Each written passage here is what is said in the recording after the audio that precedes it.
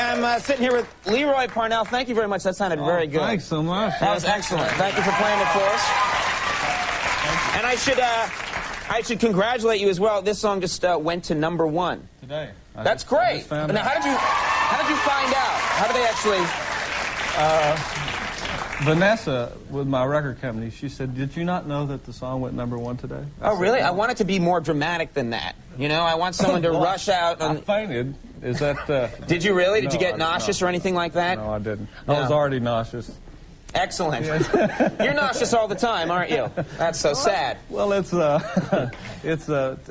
national television. Yeah, you know? Exactly. It makes you nervous. We're on real late at night. You know, there are 9 people watching by this point. I don't think Now, no, everyone's...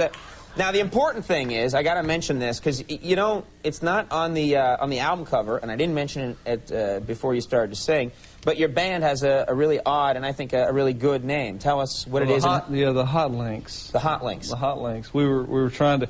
It's always so hard to come up with a name for a band, because everything sounds silly, whatever it is. Yeah, but not the Hot Links. Not the, certainly not. You nailed that one.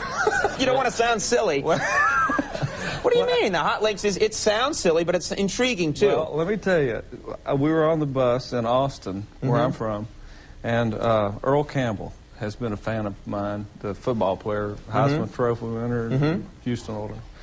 And he has a sausage company down there in Austin. And he came on the bus bearing gifts, had a lot of light beer and a lot of sausage.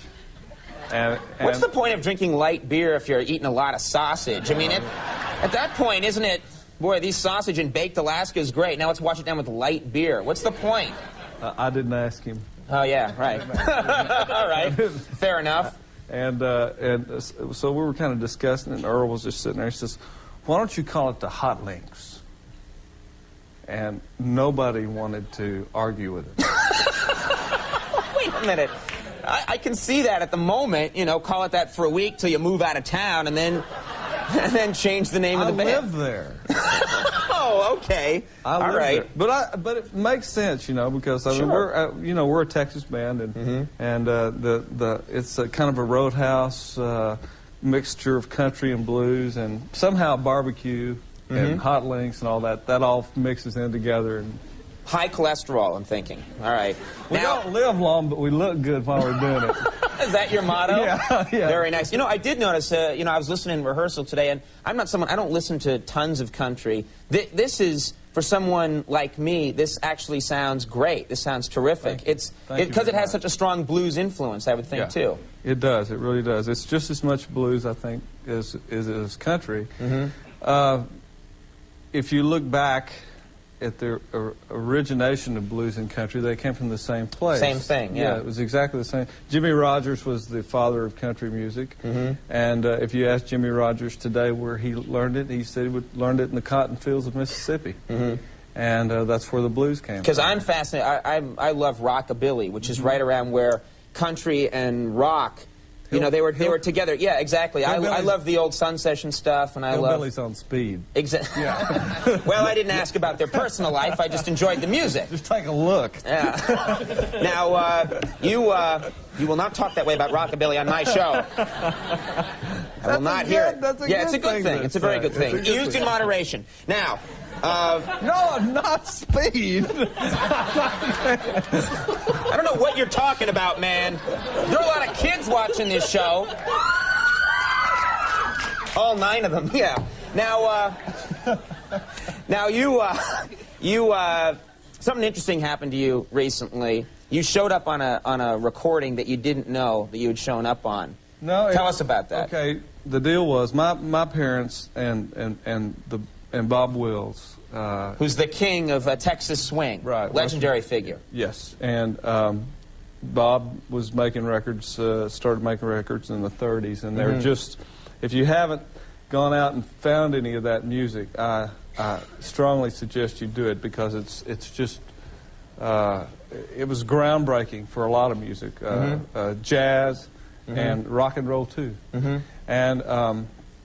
Anyway, Bob and my dad were close friends from the time they were little kids. Grew up in the same county, and my dad was a rancher. Bob was an entertainer. And I think Bob always wanted to ranch. I know he did. And Dad always wanted to entertain. So they kind of lived vicariously through. Anyway, one day we were in the studio in Fort Worth, in a radio studio, and Bob was doing a show, afternoon show. And he just asked me, he said, "Leroy, I want to come up and sing a song." I was 6 years old. But you were 6 and you were called out on in front of everybody to sing a song? Yep. That's a lot of pressure. I couldn't handle that now. Well, I went for it. Okay. And we knew that this tape existed, but through all the years and the moves and all the things, and you don't think about that kind of stuff, you know, hanging on to it. Sure. I mean, we were always around them, and I thought. So it just resurfaced, I this couldn't tape. find it, man. I had been looking for the last 15 years. Every single, and my mother was such a pack rat. She would hold boxes, and I'd go through boxes and boxes and boxes. And finally, I'm just about giving up on it. Last weekend, when I was home for Easter, we went through, and I found this tape. And my brother handed it to me. He said, "You think?" And I said, "I don't know." I took it home, I put it on my recorder, and that was it. That's it. So now this is actually a little piece of history, and you're involved. Yeah, and you forgot about it. You might be in lots of great recordings you don't even know about.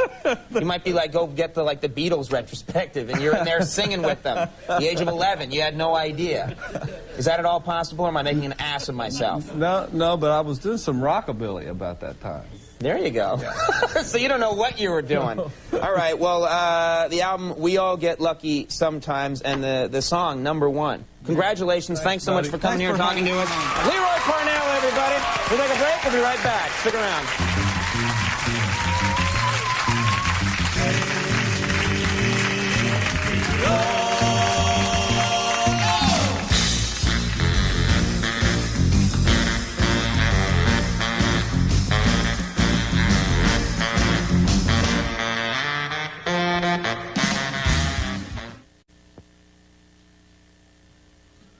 All right, ladies and gentlemen, our apologies to Louis Gossett Jr. I hope he comes back real soon. I want to thank all my guests. Good night, everybody. We will see you tomorrow.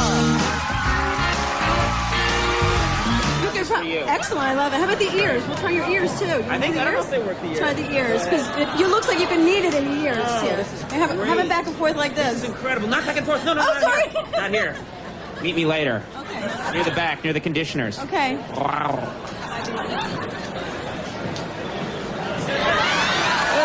All right, well, they've completed work on Greg's hair, and they've done some other work, and now they've put him into some new wardrobe just to accentuate his newfound beauty. Greg, why don't you come on out here, show everybody what you... Oh, that's terrific. That's really nice. How do you feel? I can just beep that out. Who had this dress before him? Me. Really? I'm sorry. We